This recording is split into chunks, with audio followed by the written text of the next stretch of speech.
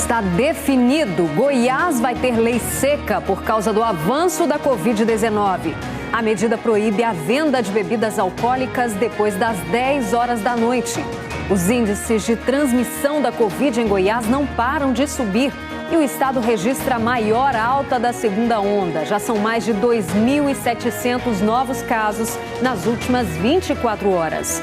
Reviravolta no furto da vacina. Depois de registrar boletim de ocorrência por furto, prefeito de Santa Helena encontra o frasco desaparecido.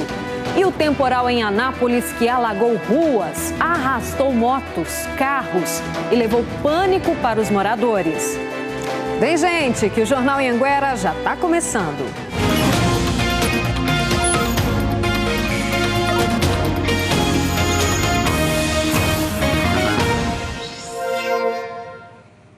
Muito boa noite para você. Agora 7 horas 8 minutos.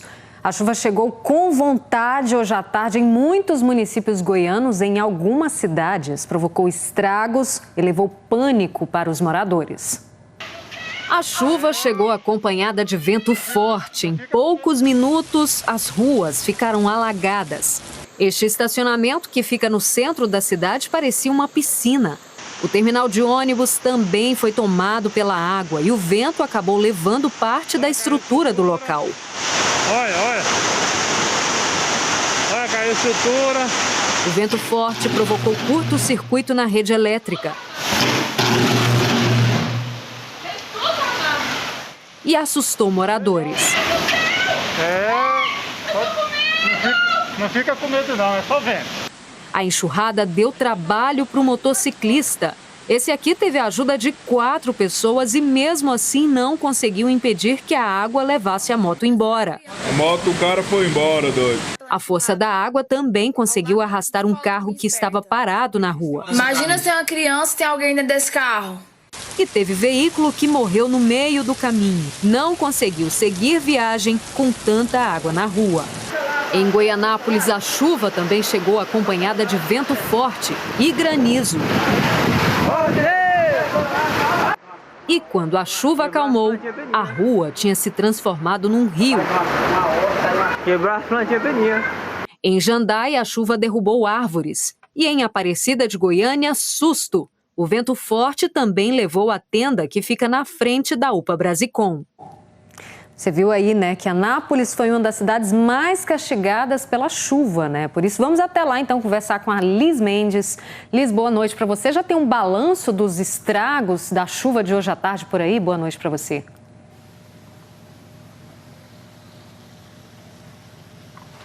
Oi, Rosane, boa noite para você, boa noite a todos. Olha, o Corpo de Bombeiros ainda está fazendo esse levantamento, isso porque ainda tem alguns chamados, algumas ocorrências em andamentos. Mas o que dá para adiantar para o pessoal de casa? Pelo menos 4 resgates precisaram ser feitos durante e após a chuva. Um deles é de um cadeirante, um senhor de 83 anos, que mora aqui na região central, aqui bem perto de onde nós estamos, aqui perto da rua Barão do Rio Branco com a Avenida Brasil, que fica ao lado do Córrego das Antas, que normalmente, né, ele é monitorado pelo CIMEG e normalmente tem um nível de 46 centímetros de água no máximo, e essa tarde superou os 4 metros e 43 centímetros. Então foram muitos chamados, muitas casas foram alagadas. O trânsito aqui nessa região central onde nós estamos, que também foi atingida, ficou bastante lento, teve bastante confusão no trânsito. Inclusive tem mais previsão de chuva, começou a cair umas gotinhas agora, pode chover a qualquer momento e tem previsão de chuva para amanhã aqui em Anápolis, pelo menos 7 milímetros de chuva, e a temperatura deve variar entre os 20 e os 29 graus. O sol deve aparecer aqui na cidade amanhã, mas tem também muita chance de chuva.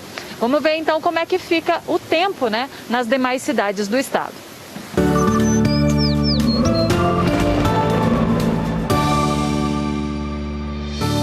A quarta-feira vai ser de sol, nebulosidade e pancadas de chuva em áreas isoladas. As regiões norte e oeste continuam registrando as temperaturas mais altas, 35 graus.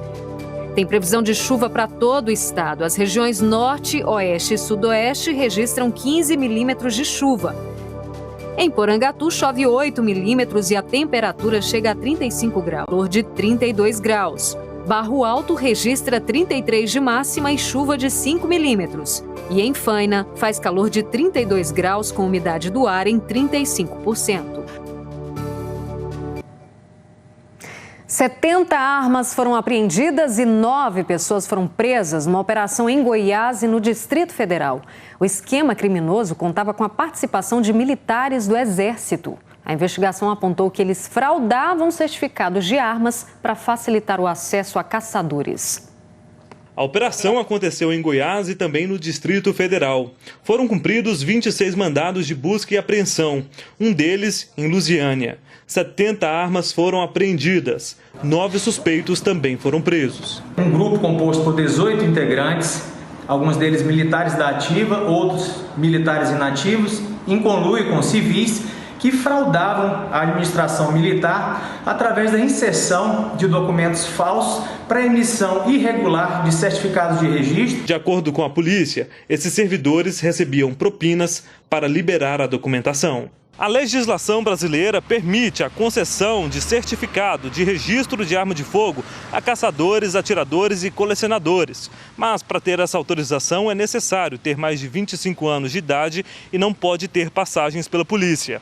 Neste caso, a organização criminosa concedia certificado para pessoas que não estavam habilitadas a ter a posse ou porte de arma de fogo. Segundo a polícia, quem conseguia certificado de forma ilegal movimentava uma série de outros crimes, como, por exemplo, a posse ilegal de arma de fogo, caça ilegal e até mesmo a venda de armas. As investigações vão prosseguir sem prejuízo aí de alcançar mais indivíduos não atingidos aí por essa fase da operação. O Exército informou que não compactua com essas irregularidades e que, desde as primeiras suspeitas, abriu um inquérito policial militar no Comando Militar do Planalto. A vacina contra a Covid-19 que tinha sumido do estoque em Santa Helena foi encontrada. O prefeito chegou a registrar boletim de ocorrência na polícia do furto de uma dose, mas houve uma reviravolta na história. Quem conta pra gente é Arildo Palermo. Boa noite para você, Arildo. Olá, Rosane, boa noite a você e a todos que nos acompanham. É isso mesmo, ontem a Prefeitura de Santa Helena disse que uma dose havia sido furtada da vigilância epidemiológica lá da cidade. Mas depois de investigar a situação, descobriu que não foi bem assim. Na verdade, uma funcionária da vigilância epidemiológica que já tinha sido vacinada esqueceu de registrar essa vacinação. Na hora de fazer o balanço, faltou uma dose da Coronavac. Por isso, a Prefeitura entendeu que uma dose havia sido furtada, chamou a polícia, registrou o boletim de ocorrência, mas depois de acontecer essa investigação, descobriu que a história não era bem assim. Só que essa situação acendeu um alerta importante lá na cidade em relação à segurança das vacinas, que serve não só para Santa Helena, como para todas as cidades do estado que estão agora nesse processo de vacinação. Mais cedo nós conversamos com o prefeito de Santa Helena sobre isso, vamos ver o que ele disse. Estabelecemos a partir daí também todo um sistema de vigilância, porque despertou para uma questão antes impensada, que poderiam se furtar doses. E isso é uma situação que realmente a gente tem que preocupar. Aliás, não só o município de Santa Helena, mas todas as cidades, devido à procura pelas vacinas e a escassez das mesmas no momento.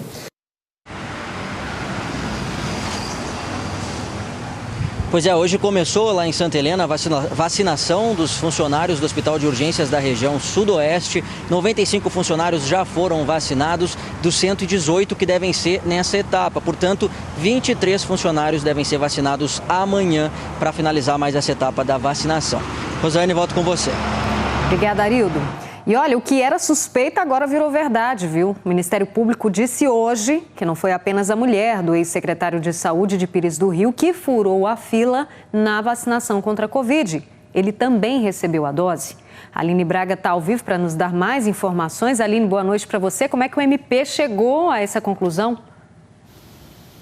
Oi, Rosane, boa noite para você e para todo mundo que está acompanhando a gente. O promotor do caso disse para a nossa equipe agora há pouco, por telefone, que chegou a essa conclusão depois de colher os depoimentos de 6 pessoas que trabalham na Secretaria de Saúde lá de Pires do Rio.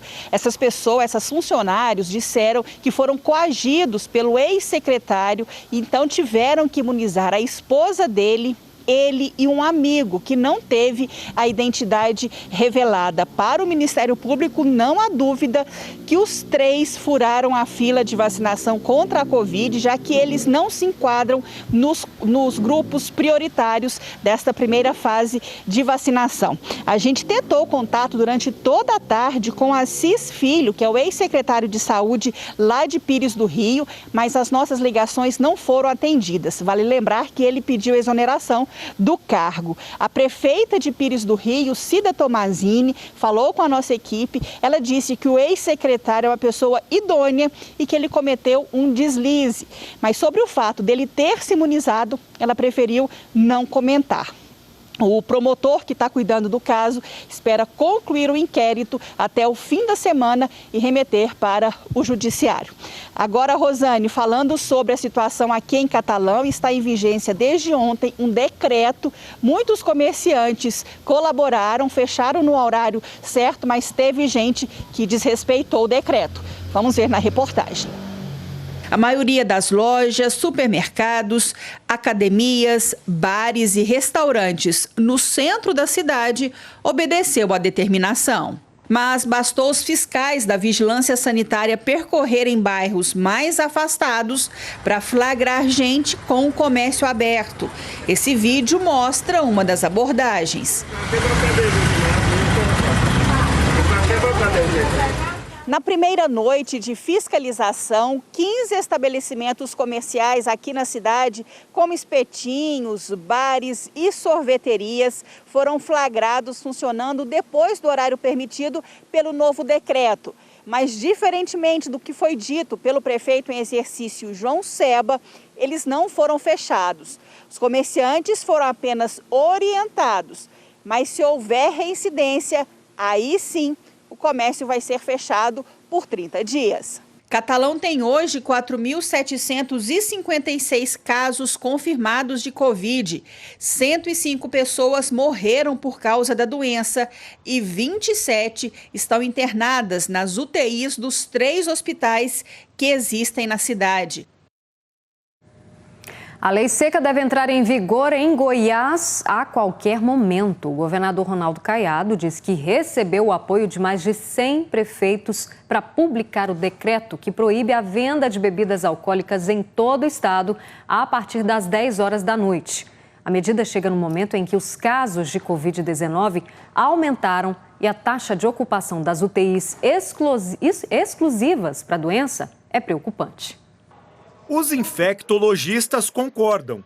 É preciso restringir o horário de funcionamento dos bares e a venda de bebidas alcoólicas para que o avanço do vírus seja contido. As pessoas começam a beber mais, se descontraem mais, ficam mais tempo juntas, mais aglomeradas e você aumenta a transmissão. Então, se as medidas não forem adotadas, nós teremos situações dramáticas em fevereiro ou março. Temos que encarar a Covid-19 agora, em 2021, num momento de maior gravidade do que foi em 2020.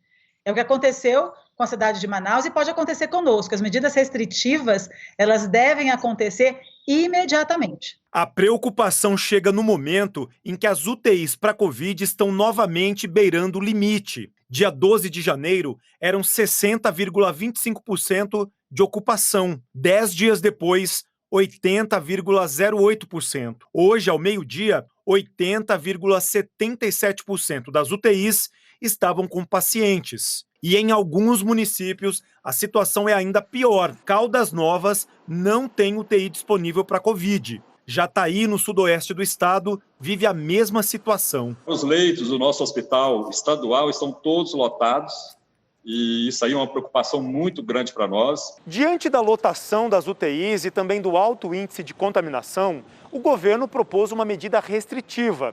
É uma lei seca que vai valer para todos os 246 municípios goianos. Os bares ficariam impedidos de vender bebidas depois das 10 horas da noite. A lei seca já está sendo preparada e deve ser publicada ainda hoje. Vamos iniciar com esse decreto que será baixado hoje.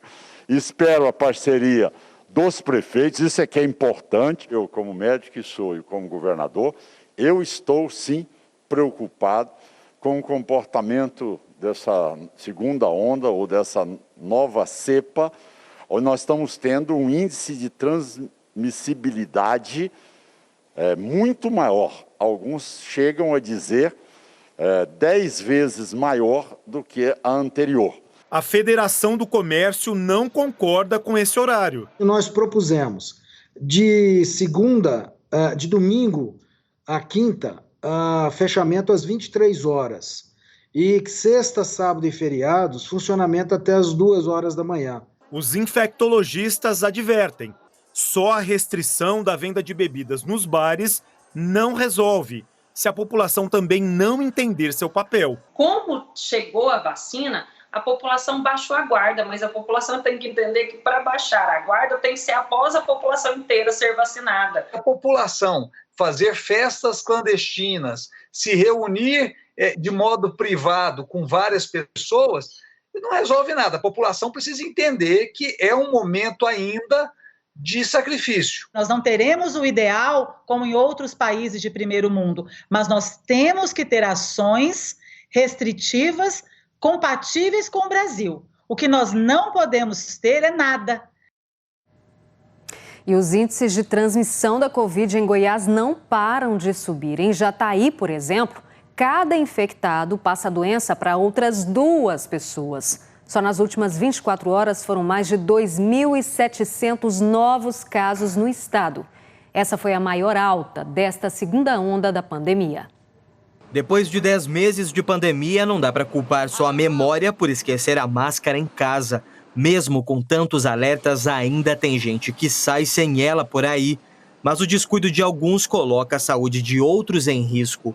Você usa seu carro, não, mas eu só ando sozinho, aí você anda sem máscara. Aí digamos que você tá ali cantando, não sei, com a rádio, alguma coisa assim, e contamina o banco do passageiro, o painel, ou o volante. E outra pessoa, com menos de 9 dias, porque o vírus permanece vivo na superfície que não é higienizada por até 9 dias, outra pessoa entra ali, por acaso, no seu carro. E aquela superfície está contaminada. Ela passa a mão no painel, tá sem máscara também e leva a mão na boca. A contaminação é rápida e o risco de pegar a doença é alto. Chamada pelos especialistas de taxa de contágio ou taxa R, é a capacidade que uma pessoa infectada tem de transmitir a Covid-19 para outras, feita a partir da análise do número de pessoas já infectadas, uma projeção de futuras contaminações, além do número de recuperados. O ideal é que o resultado fique sempre abaixo de 1. A análise é simples. Quanto mais alta a taxa, maior é a transmissão do vírus. Especialistas dizem que qualquer valor acima de 1 significa que a pandemia está acelerando. A letalidade do vírus hoje em Goiás passa de 2%. Nas últimas 24 horas, foram 23 novas mortes e 2.700 casos da doença. O maior número de novos casos confirmados de um dia para o outro nessa segunda onda da pandemia. Em Jataí, no sudoeste, a taxa de contaminação está o dobro do recomendado pelos especialistas.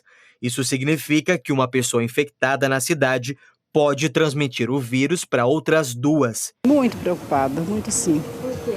Porque nós temos parentes idosos em casa, né? Então, assim, a gente tem que se cuidar mesmo, de verdade. Porque é muito triste essa doença e não tem cura, né, por enquanto. Por trás dos números estão histórias como do seu Felisberto e da Dona Maria, casados há 69 anos. Pegaram Covid juntos em Jataí, foram para a UTI e morreram com apenas 24 horas de diferença.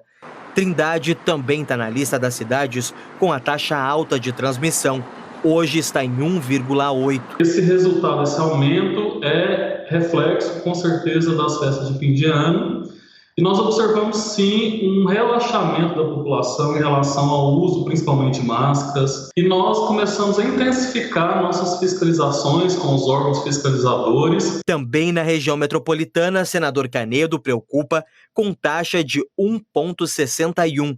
Aparecida tem 1,52. E a capital já passa de 1%. Goiânia é uma cidade que as pessoas trabalham em Goiânia, às vezes eles moram em Trindade, moram em Aparecida, moram em Senador Canedo, mas trabalham em Goiânia, então a contaminação nesses municípios interfere na contaminação em Goiânia e vice-versa, né? A infectologista lembra, tem como evitar o avanço da pandemia. Tem como frear, se a população adequar as medidas de uso das máscaras, de distanciamento social e o uso do álcool em gel e a higienização correta das mãos.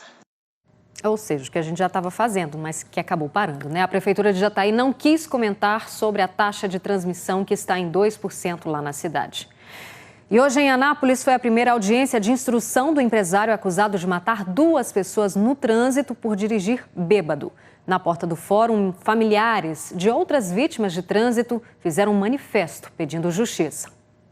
Sobre as latas de cerveja, flores brancas, deixadas ao pé de uma cruz marcada por histórias que foram encerradas pelo crime da embriaguez ao volante. Esse é um ato simbólico realizado por familiares de vítimas no trânsito, que morreram em acidentes, a maioria provocados por motoristas embriagados. O protesto, em frente ao Fórum de Anápolis, pediu justiça pelas vítimas de trânsito no dia em que foi realizada a primeira audiência de instrução de Cristiano Mamédio. O empresário é acusado de matar 2 pessoas quando dirigia bêbado. Uma das vítimas era Emanuel Martins, de 15 anos, filho da Michele. Ela cobra punição por homicídio doloso, quando a pessoa teve a intenção de matar. Que ele continue no doloso, respondendo por duplo homicídio, que foi o que ele cometeu. Meu filho saiu de casa vendendo saúde e voltou dentro de um caixão. Segundo o Ministério Público, Cristiano Mamédio avançou o sinal vermelho e bateu em um caminhão carregado com tijolos. O empresário, de 34 anos, foi preso em flagrante, mas saiu da cadeia 46 dias depois e responde em liberdade.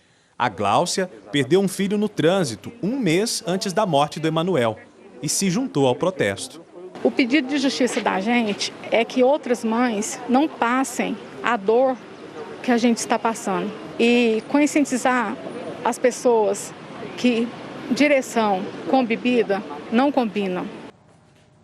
Nós ligamos e enviamos mensagens para o advogado de defesa de Cristiano Mamédio, mas não tivemos retorno. Ainda não tivemos acesso ao resultado da audiência.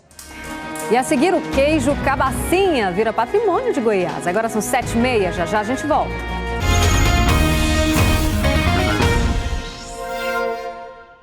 7h31, estamos de volta. Para quem está ansioso para saber se mandou bem no Enem, o INEP divulga os gabaritos das provas amanhã. Bruno Dourado está ao vivo com a gente. Como é que faz para acessar esses gabaritos, hein, Bruno? Boa noite para você.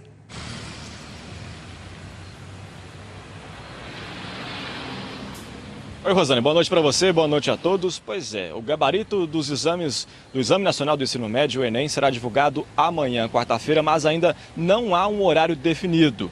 Olha só, é importante lembrar que o número de acertos do candidato não indica a nota final. As notas das provas objetivas e da redação serão divulgadas pelo INEP no dia 29 de março. Mais de 200 mil candidatos se inscreveram para fazer a prova aqui em Goiás. 4.079 só aqui em Itumbiara. Para mais detalhes, mais informações, é só acessar o nosso portal g1.com.br/Goiás. Lá tem todas as informações desse gabarito que será divulgado amanhã, quarta-feira. Volto com você, Rosane. Tá certo, obrigada, Bruno. Agora um problema que vem lá do sul do estado. Na GO 206, o trecho está com a sinalização comprometida e o asfalto cheio de buracos. Estamos na GO 206, rodovia que dá acesso à Cachoeira Dourada, no sul do estado. O trecho é curto, tem menos de 20 quilômetros, mas a viagem não é nada tranquila. Em muitos pontos, as placas estão escondidas em meio ao mato, que também invade o acostamento. No asfalto, a sinalização também é precária, quase invisível, e tudo isso favorece situações como esta, uma ultrapassagem em local perigoso. O motorista que vem em sentido contrário precisou se desviar para evitar um acidente. Os buracos estão por toda parte, inclusive nas curvas. Um buraco como esse aqui já é um problema durante o dia e durante a noite fica ainda pior porque a visibilidade cai muito. Mas ele se torna uma armadilha mesmo quando chove. É que a água que vem para o buraco acaba ficando nivelada com o asfalto. O motorista que vem, não vê e cai no buraco, leva um prejuízo daqueles. A borracharia mais próxima fica em Cachoeira Dourada.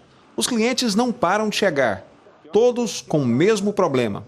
Rodas e pneus estragados por causa dos buracos. O pneu deslocou, criou esse papo aí. O pneu rasgado é do carro do Fabiano e o prejuízo dele foi grande. Além do pneu, a suspensão também estragou depois que ele caiu num buraco. Tive um prejuízo mais ou menos de uns R$1.000 ali. Pago imposto, tudo, pode fazer tampar os buracos do asfalto e cadê? O que vale o IPVA que a gente paga?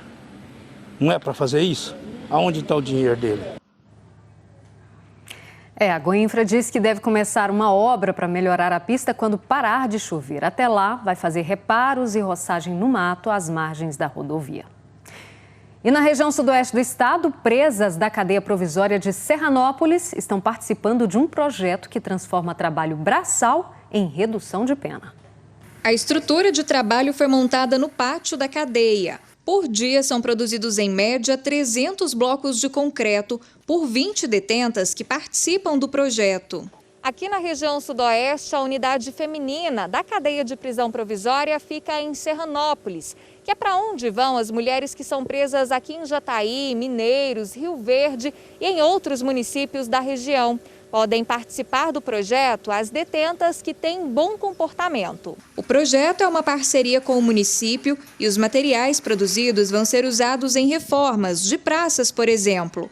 Entre as recompensas para quem trabalha, a redução da pena. A cada 3 dias trabalhados, elas recebem um dia descontado na sua pena. Esse trabalho também favorece a sociedade, porque essa produção de blocos ela é encaminhada para a produção aí de muros em colégios, reforma de praças, pavimentação asfáltica e é dado um retorno à sociedade com essa mão de obra carcerária, já que é a sociedade que mantém o sistema prisional, mantém a polícia penal através dos impostos, né? O queijo Cabacinha foi reconhecido como patrimônio cultural do estado de Goiás. Uma conquista dos produtores do laticínio no sudoeste goiano que inventaram um novo formato de oferecer um dos produtos que não pode faltar na mesa dos goianos. Santa Rita do Araguaia, popularmente conhecida como a capital nacional do queijo Cabacinha. Antes mesmo de ser considerada cidade, na década de 50, os moradores já produziam um queijo com formato e processo de produção diferentes. Rapidamente, o queijo se tornou tradição entre as famílias que vivem às margens do rio Araguaia, na divisa de Goiás e Mato Grosso. Ele surge, através do queijo de forma, aí faz aquele formato bem legal da cabacinha do queijo cabaça. Uma lei sancionada pelo governador Ronaldo Caiado reconheceu o queijo Cabacinha, produzido no município de Santa Rita do Araguaia, como patrimônio cultural do estado. Eu não tenho dúvida que vai ser tanto na parte comercial, financeira, como para o reconhecimento do nosso Santa Rita do Araguaia. O queijo que se tornou patrimônio imaterial do estado está exposto em várias barraquinhas aqui de Santa Rita do Araguaia. Tem o cabacinha tradicional, trançado, defumado e chamam a atenção de quem passa pela BR-364. Algumas pessoas param para conhecer. Isso aqui é maravilhoso, né? E onde a gente mora não tem o queijo. Não é essa qualidade, né? São 42 produtores do queijo Cabacinha no município. Uma das mais antigas é a Leila, 30 anos fazendo queijo. Eu sinto muito feliz por isso, orgulhosa, né? Porque nossa cidade ser uma cidade do queijo Cabacinha, né? Produção que também é a rotina na chácara do Silva. 20 peças saem daqui todos os dias. Aí, ó, tá feito o Cabacinha. Acorda cedo, né?